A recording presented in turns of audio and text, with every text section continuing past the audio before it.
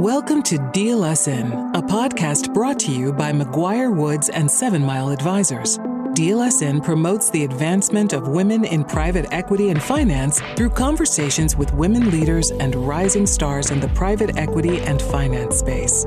These conversations provide both insights and practical takeaways to inform your deal work and enhance the culture of your organization. If you're ready to drive the industry toward a more inclusive and diverse environment, then it's time to come to the table. Hi, everyone, and welcome to our second annual Spooky Halloween episode of the Deal Us In podcast, brought to you by McGuireWoods and 7 Mile Advisors. Joining us again today are partner Jodie Lawson and partner Susan Rodriguez. Jodie is a high-stakes litigator who represents clients in federal and state court actions and arbitrations. Susan primarily focuses on government investigations and complex civil litigation. She also worked as a policy advisor at the Department of Homeland Security. As you may recall, on our last Halloween episode, we discussed several hair-raising hypotheticals, including monstrous definitions lurking in purchase agreements, the ghosts of releases past, and the looming consequences that may befall those unwary of state security statutes. If you would like to listen to that episode as well, you can go to dealasinpodcast.com or wherever you found us now. Today, we'll be discussing the pitfalls of arbitration and waiver of jury clauses, ghostly visits from I-9s of yore, and what happens when rep and warranty insurance safety nets aren't so safe. Jodie and Susan, welcome, and thank you for coming back to lend some more of your expertise. Thanks so much for having us. It's great to be back again, and I think we've got some interesting topics, some interesting and spooky topics to talk about today. So I guess among the topics we want to cover today, the first one I have is arbitration. And I know that many on the corporate side of things think an arbitration clause is a good thing to include kind of in the boilerplate of a lot of different types of agreements. But there's a lot to consider on whether or not you actually want to include an arbitration clause, including the nature of the agreement. These things, to me, can seem like a killer rabbit from Monty Python. You know, it looks safe. You think, how could you go wrong with this? But there's pros and cons to arbitration clauses like anything else. Jodie, do you want to fill us in on some of the pitfalls related to arbitration clauses? Absolutely. And this is something that you really want to look at on a case-by-case and client-by-client basis. There are certainly some benefits to arbitration. One of those is confidentiality. You're not going to have your case in the public court docket, and there are confidentiality requirements surrounding arbitration proceedings. So it's not going to be anywhere in the public docket for people to see what is going on. Some of the things that people should think about strategically is that the arbitration rules are very different than those in either state or federal courts. And I think some clients and some businesses might find that the rules of civil procedure have protections that are built into them for the discovery process, for example. The federal rules and most state equivalent of the civil rules, again, have limitations on the types of discovery that can be taken, how long your depositions can last, how many requests for production or interrogatories a party may be limited to, and discovery is one of the most expensive pieces of a case usually. And so if you're in arbitration, you do not have some of those protections that are built into the state court rules. So that's something to think about. Another thing that I think is important for people to think about is, who is your client? And, is this a matter that you want to be before a court that's going to have potentially a reasoned decision, a judge and a jury, or, an arbitrator? Usually arbitrators, you're going to have either a panel of one or a panel of three. And you would go through a selection process of, picking, it's a mutual selection process of picking and ranking arbitrators who would preside over your case. And again, those people usually come with different experience. Sometimes arbitrators are not lawyers.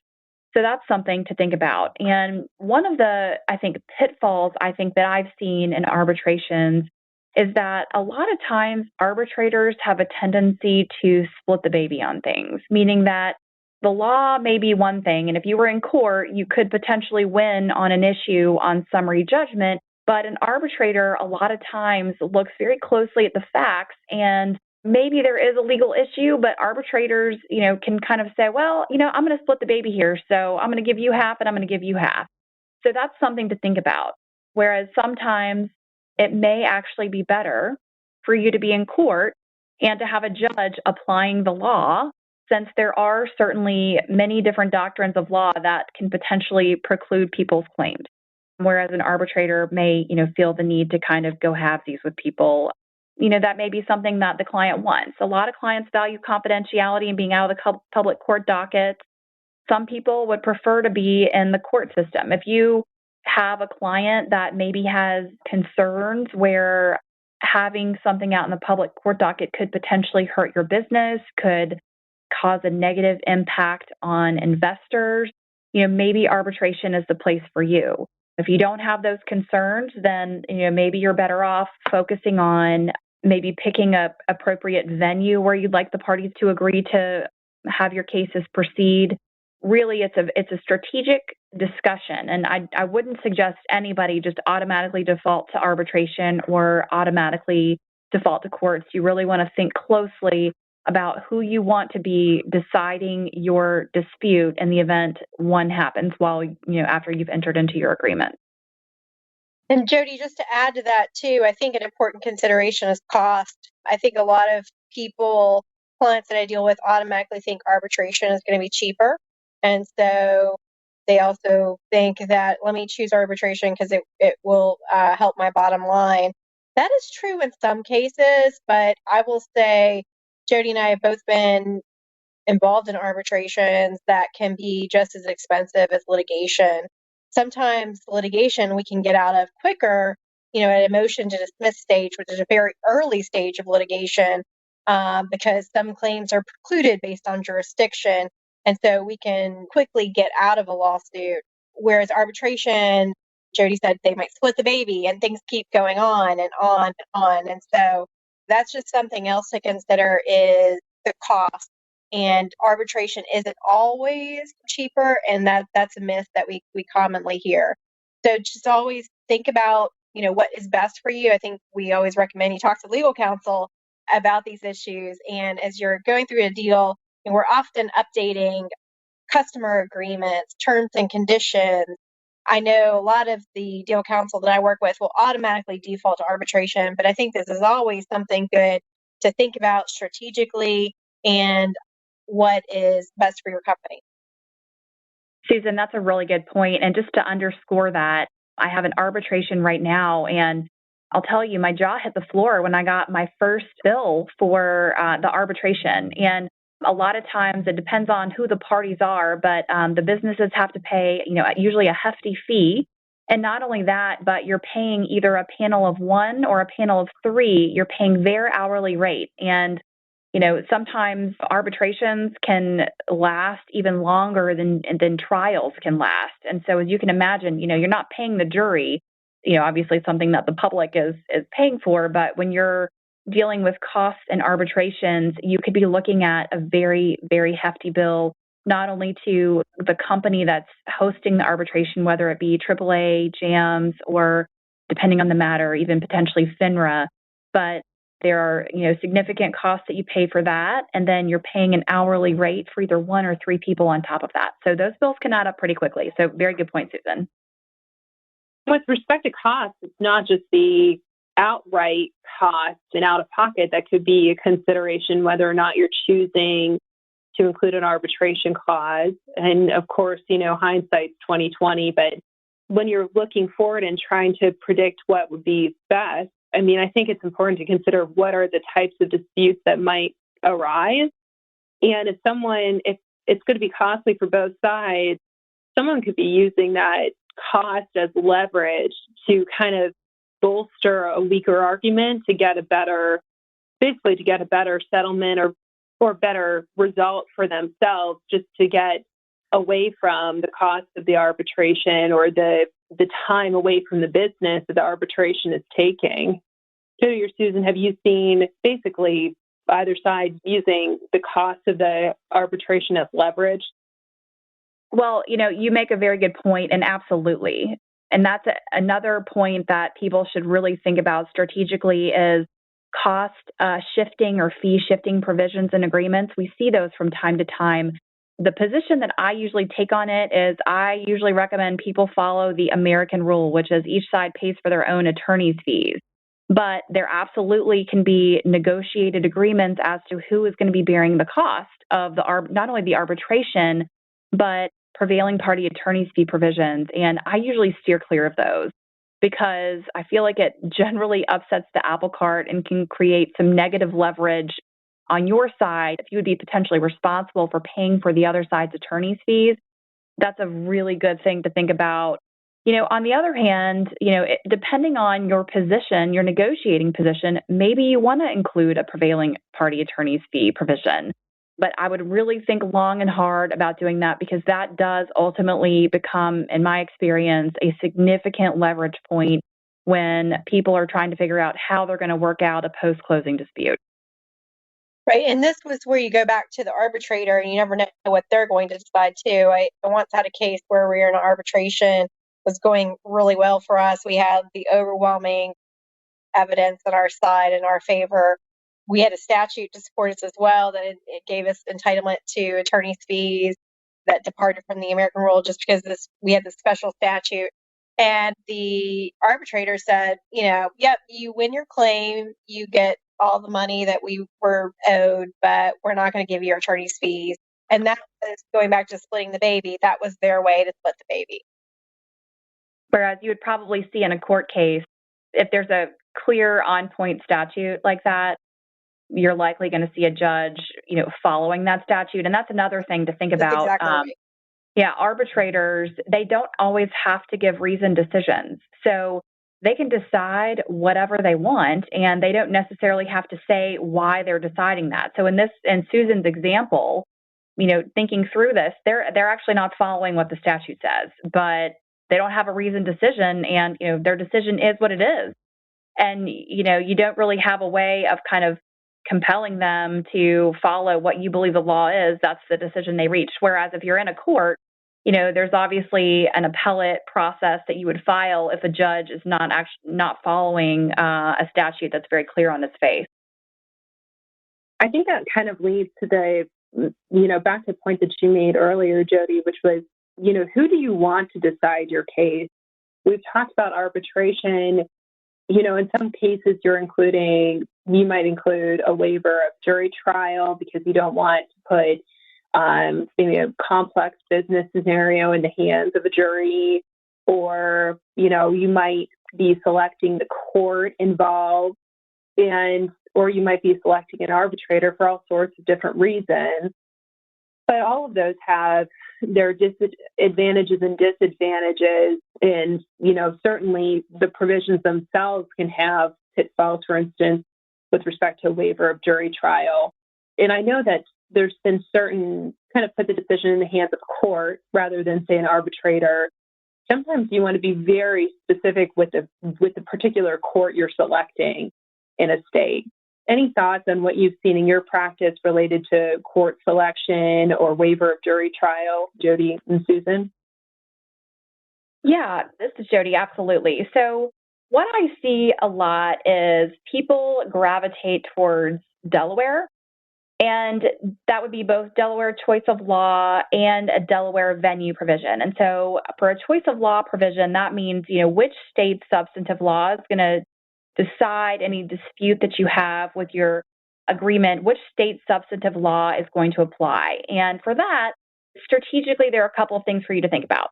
For example, North Carolina, some businesses do not want North Carolina choice of law to govern their disputes because North Carolina has a statute that prohibits people from contracting around jury trials. So for North Carolina law, and North Carolina law applies, you cannot say we waive jury trial. That doesn't work. So for businesses, that want to be able to waive a jury trial, they would have to look to another state. And importantly, the state is going to have to be connected with your matter in some way, shape, or form. You need to have an office there. You need to have some sort of connection there. And a lot of people default to Delaware. And the reason for that is a lot of people's businesses are incorporated in Delaware. And frankly, I think the law in Delaware is very good. The substantive law in Delaware is very good. It's very robust, and it's very developed in contract and business dispute. And so that's something to think about is which state's substantive law do you want to apply in your agreement? And then the other thing you want to think about, to your point, Kelsey, is where do I want my case heard?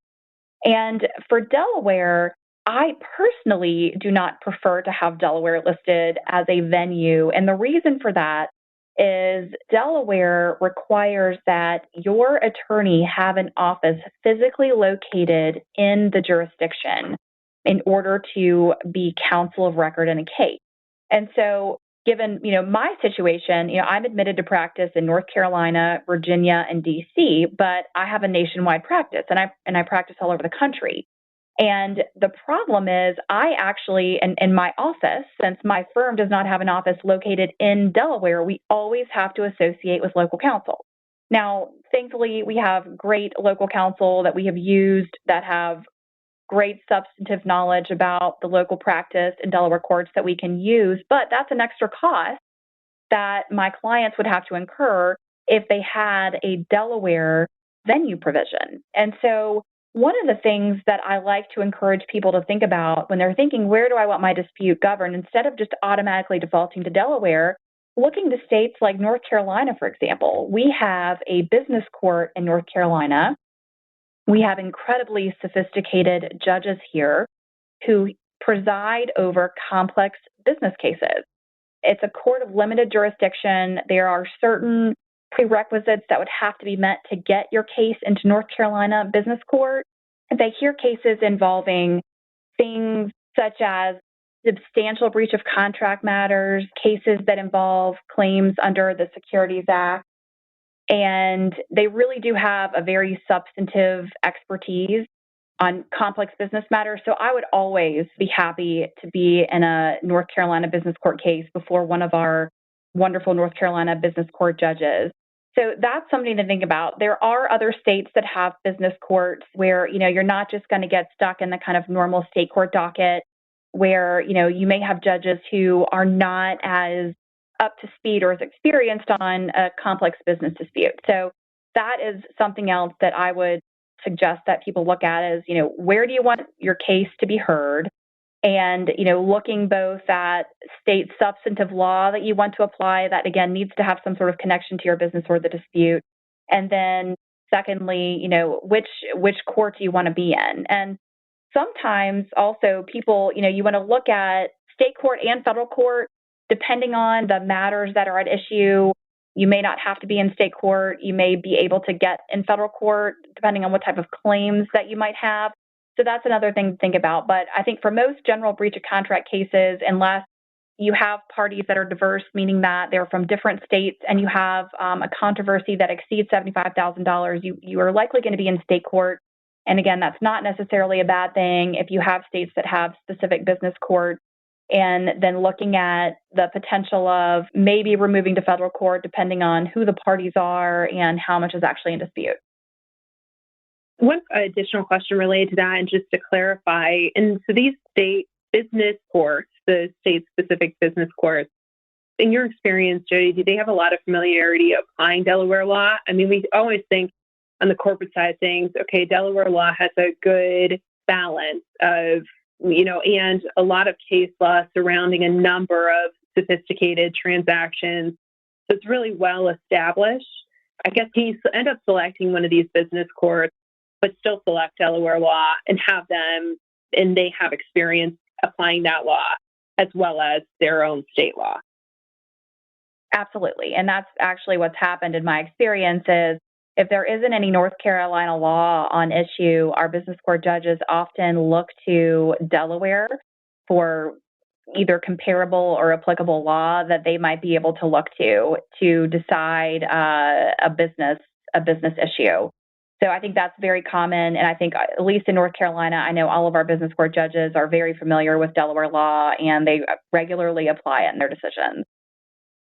Jodie, that's really informative. It's really helpful to think through. I don't think a lot of us consider these state-specific business courts probably enough, or prohibitions and jury trial waivers, and the kind of unseen costs and risks related to arbitration. So that's all a lot to think about in just the boilerplate section, basically, of our agreements. So thank you for that. I know one of the other topics we wanted to cover was some of the pitfalls and scary, spooky issues that can arise related to I-9s. And this is a continuation of our discussion from last year. However, this year, we're under new administration. We kind of had some live input and thoughts about where things might go based off of, what direction the election might take. And now finding ourselves a year forward from what our discussion last year on I-9. Susan, I guess, what are you seeing that's different maybe under the Biden administration or the same? Well, that's a really interesting question. I think a lot of people thought under the Biden administration we would see some sort of downturn in worksite enforcement because, you thought this would be a more immigration-friendly administration. I think outwardly that's what we have seen so far. However, on worksite enforcement, we have actually not seen that go down, which is surprising to some people, or surprising, to some of my clients. We've seen as many notice of inspections, those are I-9 audits, as we've ever seen. Of course, that may change next year. It could be that this is just coming down from the prior administration, but we're still seeing quite a bit of activity in the audit. I'm also seeing, whereas before under the Trump administration, there was a lot of focus on critical infrastructure. There was an initiative by the Department of Homeland Security to focus on companies that are, energy related, nuclear, that type of industry. Whereas now I'm starting to see the shift back to the food industry and the agriculture industry. So we're seeing quite a bit of activity in terms of audits and in that realm. I think just to level set for everyone too, why this comes up, in our deals and can be really scary, is there are both civil and criminal fines associated with this Form I-9. And for those of you all who've done deals, you've probably seen it. It's on everybody's checklist this day. Are the Form I-9s compliant? And what you're looking for is this 2-page form. Every time you hire somebody in the United States, all companies have to comply with this. You fill out this 2-page form. The employee fills out section 1, and the company fills out section 2. You have to submit your driver's license or social security card, birth certificate, passport, green card. It's up to the employee what they want to present. You fill out the I-9, and then the government can come in and do an inspection. If you don't have those I-9s filled out correctly, you can be fined, and it's a pretty substantial fine that can be per employee for just paperwork violation. If they see a bigger issue, such as the company hiring unauthorized workers, and they're doing this knowingly or maybe with constructive knowledge, that's kind of burying your head in the sand, then the company could also face criminal liability. Now, that's very rare, but of course, when you're doing a deal, that's the scary part that you want to avoid. You want to make sure that your workforce is authorized to work. You also want to make sure that, when you buy a new company, or that you're not going to have the government come in, 6 months later and, find a bunch of workers who are not work authorized, and then you have to terminate all of those workers. That can be a huge business risk for you, and of course, a legal one, which we've already talked about. So that's why it's so important. I've seen this be a major focus of deals more recently, where if you have certain industry types, this becomes really, really important. When you're doing a deal, we covered some of this last year, but just to kind of, again, level set for everyone, you have a couple of options. One option is to keep the old I-9s that are on file for the employees, and you inherit any liabilities that come with keeping those I-9s.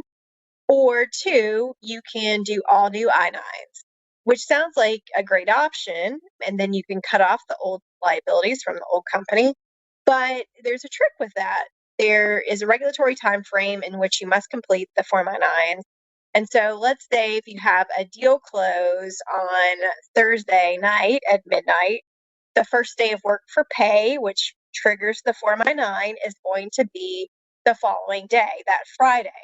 And so it means all your employees have to complete the first part of the Form I-9 on that Friday. And then by the end of the third business day thereafter, you have to complete Section 2. So, if you've got a company of 50 employees, well, that's pretty easy to do. But in some of the deals that we work on, you have 600, 700, 2,000 employees, for example, and that becomes very administratively burdensome to do. So there are some ways that you can structure it so that perhaps you can do them early if there's offer and acceptance, but it's a very tricky and very challenging thing. So again, that's where we come in to help navigate the scary parts of a deal, and we can help you figure out how best to navigate that. That's just a little bit about how Form I-9s are coming up these days. It can be, a real deal killer too. We have actually seen Form I-9 issues kill a deal. Which I think would be surprising to a number of listeners potentially, just because I don't think that's not always the type of thing that people are considering and looking for on their short list of risks when they're looking at a business, right? Like they might be looking at audits or litigation, the quality of earnings, a number of different things come to mind, but I-9s are, depending on the industry, right? Sometimes they're more at the front of mind and sometimes they're not, but I agree that we've seen deals where they can be the deal killer and can be a very troubling issue to try to work around. And I guess related to that, when you know or when you suspect that there may be an issue related to I-9s, that brings up a number of issues with how you deal with that if there's not necessarily an active audit going on, right, Susan? So how do you typically, or maybe there's no typical way that people deal with it, but what are some options that people might take if they are seeing some inconsistencies with the I-9s they're reviewing or you're reviewing as you're going through the diligence process? Yeah, so there are a couple things that you can do with that. Number one, you can explore whether or not doing all new I-9s will cure the issue. Sometimes we have seen where the workforce has submitted perhaps fake documents, and even if you do not new I-9s, that's not necessarily going to cure the issue. And so you may have to terminate a large part of your workforce. And how does that impact your purchase price? Do you really want to do this deal? That's where you get into the deal killer. So it becomes, a very tricky issue. The other thing, if we're just seeing paperwork violations that, maybe they're on a very large scale, but they're just sloppiness paperwork, those things you can navigate fairly easily. So if I see some major issues, but we're going to keep the I-9s, company wants to do that for administrative reasons, it's just too much of a burden to repaper the whole workforce, we'll look at a special indemnity. And we've been very successful at doing that. Of course, if I'm on the seller side, I may want to explore other options, but if I'm on the buyer side, I'm going to push for that pretty hard. I'll also look at holdbacks or escrow accounts. Sometimes it's a little more difficult. You don't actually have a notice of inspection yet. I usually reserve those for when there is a notice of inspection pending and we don't know what the outcome is going to be. So those are some other areas that you could explore. I also say, just one more thing too. Sometimes people ask me, well, why can't I just do this as an asset purchase agreement? Doesn't that protect me? I'm really just buying the asset of the company. This is what happens when you have immigration and corporate law sort of merged together. Immigration kind of takes a different view that doesn't quite mesh with the corporate standards that we're all, know and used to. So the idea is, at least in the Form I-9 compliance, if you keep employees and you keep the I-9s and they're doing the exact same function, then you still have inherited the Form I-9 liability if you decide to keep those I-9s. So you're not necessarily automatically protected if you do an asset purchase agreement. I've certainly made those arguments to the government before, but I can tell you there is at least some case law out there, that's administrative case law, that suggests it can go the other way. And so I just always warn people, to kind of think about that, who don't know what might be lurking around the corner. Right. Or if you don't know what I-9s might, if you haven't done the review or you haven't enlisted someone to do the review, what I-9s might haunt you in the future. So either way, Exactly. someone coming to actually look at a knock on your door, or, something coming up from a prior business. It's always scary when you have issues, because you're right. We think about asset deals on the corporate side. I mean, certainly you're limiting a lot of different categories of liability, but there's ones that doing an asset deal are not going to shield you from. And I-9s are among them. So always something good to keep in mind.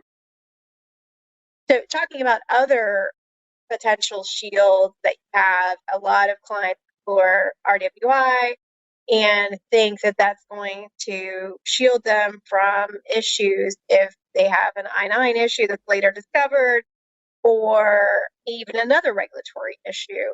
That's also something that we've been seeing quite frequently during the RWI process. If there's any non-compliance with Form I-9, we always get asked about that, and oftentimes that is included as part of your RWI coverage. And so that's just something I wanted to point out for everybody too, because we all think that that's a shield, it's going to help protect us, but at the end of the day, we have often found that that is just not the case, because providers are getting very attuned to I-9s and I-9 compliance. Right. And I mean, I think that can hurt you two different ways. I mean, one, if I-9s has not been part of if you haven't been reviewing the I-9s as part of the diligence process, which you should be, but, you think you're in an industry that it has less enforcement actions, or you think that, they're a clean company or whatever is the case, as a client, you might just get a blanket exclusion on I-9s if you haven't done the math kind of to or the diligence to look through those. And then the separate issue is when you look through them, if whatever issues you're finding, you could, get a blanket exclusion or negotiate down, but it's definitely something the parties need to be aware of. And I think this year in particular, there has been so much deal activity, and there have been so many rep and warranty insurance deals that the rep and warranty insurance market itself has been very competitive, seeing more exclusions, seeing more policies that are stricter or more costly, or any number of issues. Among them, I think we've seen how I-9s can be treated in the rep and warranty insurance context, and along with any other known issues. And then the parties need to negotiate on the back end of that, how those potential liabilities are going to be treated. My experience, I feel like the RWI does not always protect you from those skeletons that might be in your closet that you didn't know about. So Jodie, is there anything that comes to mind that you've seen in your practice come up in that way, or more litigation around trying to get coverage under rep and warranty insurance policies? So high level, I think my general sense is that I feel like people believe they have, a lot of comfort around an RWI policy, but I have found that when you actually get down to it and you go to the company to make your claim, I feel like there are usually a lot of exclusions that people may not have been aware of. Kind of generally speaking, I think insurance companies usually have a lot of outs. And so for RWI coverage, I would definitely suggest engaging an expert, looking at the fine print before you feel like you've got complete comfort there around that. Because, and like you said, it seems like the market is really hot. There's a lot of deals going on right now. And so I feel like insurance companies, will sometimes find ways to deny coverage. And so that's kind of been my general experience, is that, it's not always super easy to get coverage on those types of claims. that's where it really comes in handy on the front end, on the deal side, when you have someone like Ann Dorsett, who's another one of our hosts on this podcast, who has expertise with rep and warranty insurance and can help explain what the exclusions are or what the proposed exclusions are under a policy and negotiate where possible back from those, or help the parties determine, how they want to handle those up front should an issue come up, to make sure the buyer has the coverage that they feel comfortable with, and to make sure that the buyer understands what it's getting as part of that coverage, because these policies can be costly at times, and you want to make sure that you're getting, what you think you're paying for, and not discovering on the back end that it's not as you expected. Well, I think that is largely what we wanted to cover today. Susan, I don't know if there are, or Jodie, are there any other general regulatory issues or current developments that you would like to cover other than, I know that's a very broad question, other than what we've already discussed? Well, I think we could actually do even a whole other podcast on regulatory issues that come up potentially in deals. But I think we've covered our topics for today, some of the scary and spooky things that we've been seeing out there and how to avoid them successfully. So thanks for having us back again this year. We'll hope to be back next year with another series on our spooky and scary Halloween stories. Yeah, absolutely. Thank you so much for having us. And I like to keep a running list now of, things we should be reporting on. So we'll look forward to hopefully doing that again next year. Yeah, I really look forward to that list and hearing what you all have to add to kind of the list of horribles and terribles that we've come up with over the course of 2 years, and expanding that for more things to worry about in the future. But I think it's great to know these things up front and to hear your side of, your experience and your expertise on these, because they're certainly really important issues for us to consider on the deal side. And I just really thank you both for joining us again for another installment of our spooky Halloween episode. So thanks you. Thanks for having us. Thanks for having us. Thank you for joining us at the table for this episode of DLS In. If you have a recommendation for an inspiring interviewee, a question you'd like us to ask, or a topic you would like to hear covered, or if you'd like to tell us about women-focused initiatives in the field, please go to our website at www.dlsinpodcast.com. We look forward to hearing from you.